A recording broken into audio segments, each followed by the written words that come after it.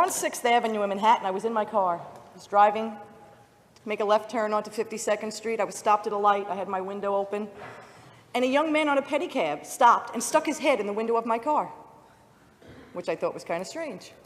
But he recognized the Senate license plate on my car, and this was right during the week that the Assembly was taking up the vote earlier this year. And he said to me, "Excuse me, is there going to be a gay marriage vote in Albany this week?"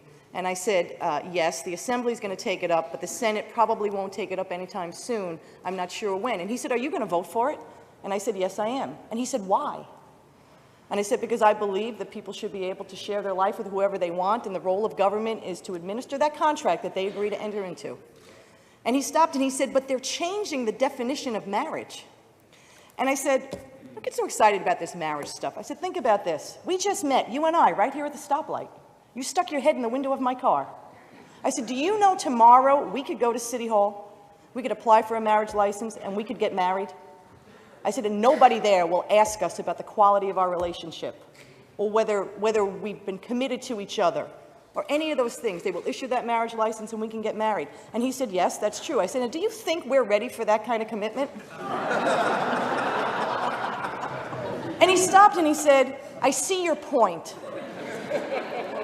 And that's really what this is about. We in government don't determine the quality or the validity of people's relationships. If we did, we would not issue 3/4 of the marriage licenses we do.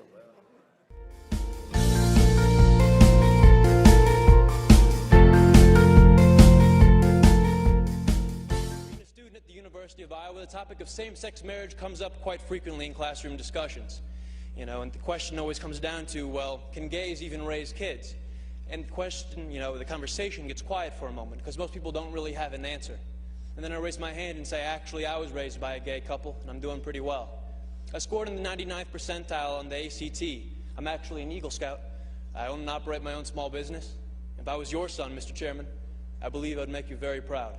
We're going to hear plenty of testimony about how damaging having gay parents is on kids. But in my 19 years, not once have I ever been confronted by an individual who realized independently that I was raised by a gay couple. And you know why? Because the sexual orientation of my parents has had zero effect on the content of my character. Thank you very much.